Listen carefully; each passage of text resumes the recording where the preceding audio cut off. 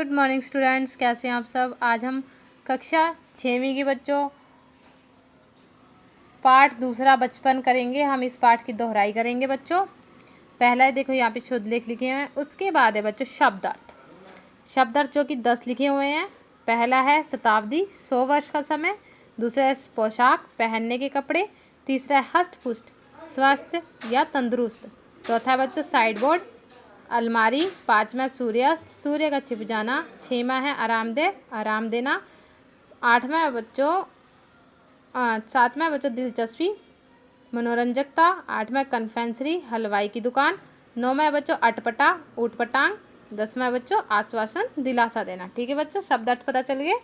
उसके बाद है प्रश्न उत्तर। पहला है लेखिका बचपन में एतवार की सुबह क्या क्या काम करती थी। तो इसका उत्तर आएगा बच्चों, बचपन में एतवार की सुबह लेखिका अपने मोजे धोती थी, फिर जूतों पर पॉलिश करके उसे कपड़े या ब्रश से रगड़कर चमकाती थी। ठीक है बच्चों। दूसरा प्रश्न है, तुम्हें बताऊंगी कि हमारे समय और तुम्हारे समय में कितनी दूरी हो चुकी है। इस बात के लिए लेखिका क्या क्या उदाहरण देती है। तो बच्चों इसका उत्तर है, लेखिका अपने समय से आज के समय की दूरी को बताने के लिए निम्नलिखित उदाहरण प्रस्तुत कर रही है। पहला है, तब उन दिनों रेडियो और टेलीविज़न की जगह कुछ घरों में ग्रामोफोन होते थे। दूसरा है बच्चों, पहले कुल्फ़ी होती थी, अब आइसक्रीम होती गई। कचौड़ी समोसा अब पेटीज़ में बदल गया।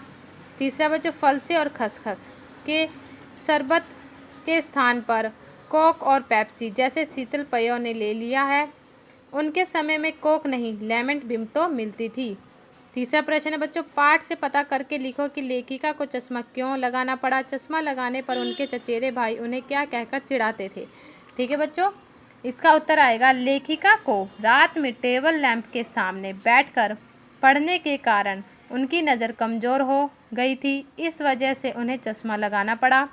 उनके चचेरे भाई चश्मा लगाने पर उन्हें छेड़ते हुए कहते थे, आँख पर चश्मा लगाया ताकि सूझे दूर की यह नहीं लड़की को मालूम सूरत बनी लंगूर की। ठीक है बच्चों। चौथा प्रश्न है, लेखिका अपने बचपन में कौन कौन सी चीज़ों मज़ा लेकर खाती थी। उनमें से प्रमुख फलों के नाम लिखो। तो बच्चों उत्तर है, लेखिका बचपन में चॉकलेट को बड़े मज़े से खाती थी। उनको सप्ताह में एक बार चॉकलेट खरीदने की छूट थी। लेखिका चॉकलेट को साइड बोर्ड पर रख देती थी, फिर बिस्तर पर लेटकर मज़े से खाती थी। इसके अतिरिक्त कुल्फ़ी, सहतूत, फल से और शरबत, चॉकलेट, पेस्ट्री तथा फल मज़े लेकर खाती थी। ठीक है बच्चों। ये देखो यहाँ पे हमने प्रश्न उत्तर किए हैं। आप सभी ने अच्छे से ये प्रश्न उत्तर याद करने। उसके बाद है बच्चों वाक्य बनाओ। पहला है हष्ट पुष्ट। हष्ट पुष्ट है बच्चों स्वास्थ्य।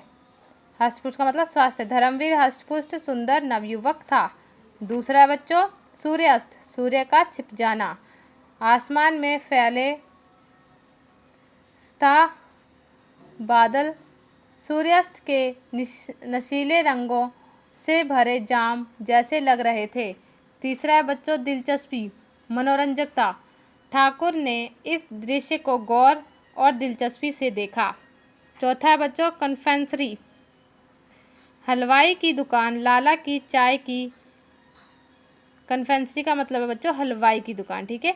लाला की चाय की दुकान के बगल में कन्फेंसरी की दुकान है। ठीक है बच्चों। पाँचवा है आश्वासन, मतलब दिलासा देना। डॉक्टर साहिब ने आश्वासन दिया कि तुम ठीक हो जाओगे। छठवां है बच्चों शताब्दी, 100 वर्ष का समय। भारतीय कहानियों के विकास का तीसरा युग 20वीं शताब्दी में प्रारंभ होता है। ठीक है बच्चों। यहाँ पे हमने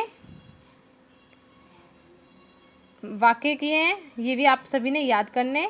तो बच्चों आप सभी को ये जो दोहराई करी है इस पाठ की, आप सभी को समझ में आ गया। आप सभी ने ये पाठ याद करना है। Thank you, have a nice day.